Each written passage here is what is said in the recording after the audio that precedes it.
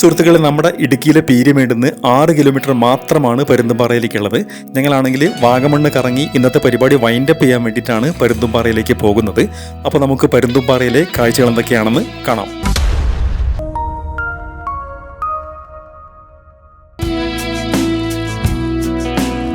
ഈ കാണുന്നത് ഏലപ്പാറയാണ്.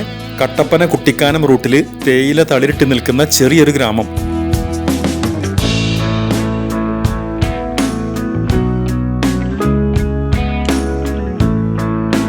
ഇന്ന് തങ്ങൾപ്പാറയും കുരിശുമലയും കയറി ക്ഷീണിച്ചിട്ടുള്ള വരവാണ്. പക്ഷെ ആ ഒരു ക്ഷീണത്തെ പമ്പ കടത്തുന്ന കാഴ്ചകളാണ് ചുറ്റും കാണാനായിട്ട് സാധിക്കുന്നത്.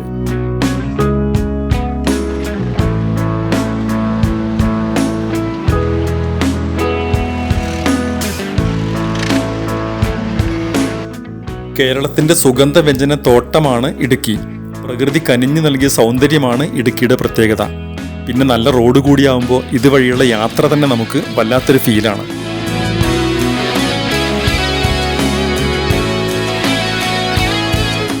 അപ്പോൾ നമ്മൾ പരുന്തുംപാറ എത്താറായിരിക്കുന്നു. ഓഫ് റോഡ് കഴിഞ്ഞ് കുറച്ച് പേരൊക്കെ തിരിച്ചു വരുന്നുണ്ട്. വലിയ കെട്ടിടങ്ങളുടെ പ്രൗഢിയൊന്നുമില്ലാത്തൊരു പ്രദേശമാണ് പരുന്തുംപാറ. ചെറിയ തട്ടുകടകൾ മാത്രമേ ഉള്ളൂ. പക്ഷെ നമുക്ക് ദൂരെ കാണാൻ കഴിയുന്നത് കുപ്രസിദ്ധമായൊരു റിസോർട്ടാണ്.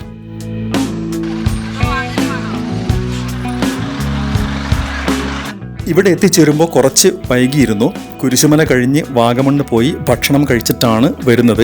എന്തായാലും സൺസെറ്റിന് മുമ്പ് എത്തിച്ചേരാൻ കഴിയും എന്നുള്ള പ്രതീക്ഷയിലാണ് സ്റ്റാർട്ട് ചെയ്തത്.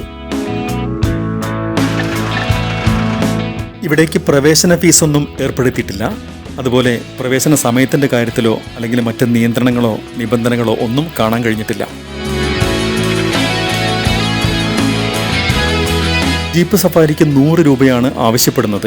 താങ്ങാവുന്ന ഒരു റേറ്റ് ആയതുകൊണ്ട് ഞങ്ങൾ സഫാരി പിടിക്കാൻ തീരുമാനിച്ചു. മൊട്ടക്കുന്നുകളും പുൽമേടകളും മലകളുടെ ഉയർച്ച താഴ്ചകളും കൊക്കകളും വ്യൂ പോയിന്റുകളും ഒക്കെയുള്ള ഒരു പ്രദേശമാണ് പരുന്തുംപാറ. അതുകൊണ്ട് സഫാരിക്ക് വേണ്ടി എവിടെ പോയാലും അത് നഷ്ടമാവില്ല എന്ന് വേണം കരുതാൻ. ഇതൊരു മലയുടെ മണ്ടയാണ്. ടേബിൾ ടോപ്പായി കിടക്കുന്ന ഒരു സ്ഥലം. ഫോട്ടോ എടുക്കാനും കാറ്റ് കൊള്ളാനൊക്കെ പറ്റിയ ഒരു പ്രദേശമാണ്. എല്ലാവരും നല്ല പിക്നിക് മൂഡിലാണ്.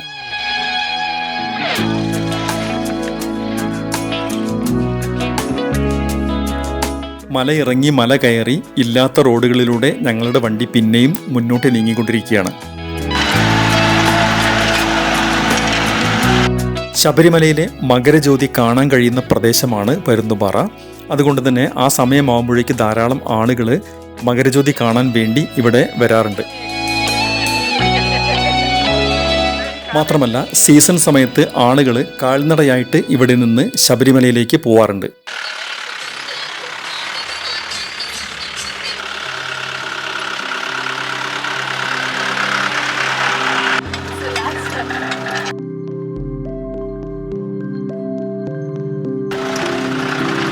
കഷ്ടിച്ച് 1 മണിക്കൂർ കൊണ്ട് ജീപ്പുകാർ കറക്കം മതിയാക്കി ഞങ്ങളെ തിരികെ എത്തിച്ചു.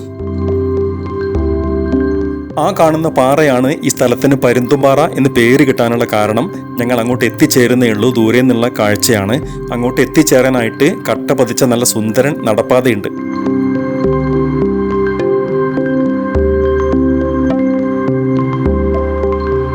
കാൽനടക്കാരുടെ സേഫ്റ്റിക്കായിട്ട് നല്ല കരുത്തുള്ള ഫെൻസിങ് പണിതിട്ടുണ്ട്. അത് നടപ്പാതയുടെ ഭാഗത്താണ്.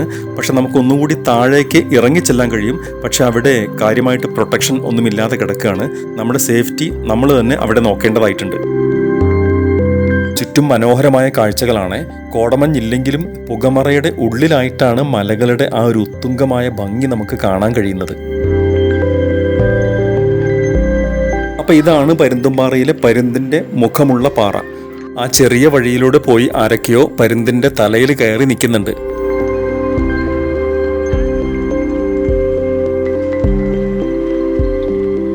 നേരത്തെ പറഞ്ഞ കുപ്രസിദ്ധമായ റിസോർട്ടാണ് അപ്പുറത്ത് കാണുന്നത്. 3.25 ഏക്കർ സർക്കാർ ഭൂമി കയ്യേറി നിർമ്മിച്ചതാണ് ആ റിസോർട്ട്. ഇന്നുള്ള വാർത്തകളൊക്കെ ഉണ്ടായിരുന്നു.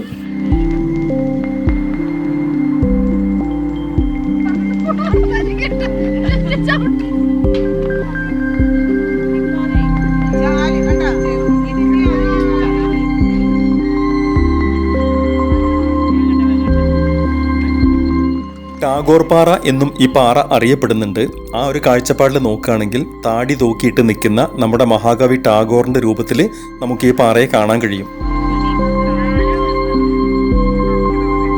ഉയരത്തെയും ആഴത്തെയും പ്രണയിക്കുന്നവർക്ക് പ്രകൃതി ഒരുക്കിയ ദൃശ്യവിസ്മയം തന്നെയാണ് പരുന്തുംപാറ. വെയിലിലും മഞ്ഞിലും മഴയിലും പരുന്തുംപാറയ്ക്ക് പ്രത്യേകം പരിവേഷമാണെന്ന് അനുഭവസ്ഥർ പറയുന്നു.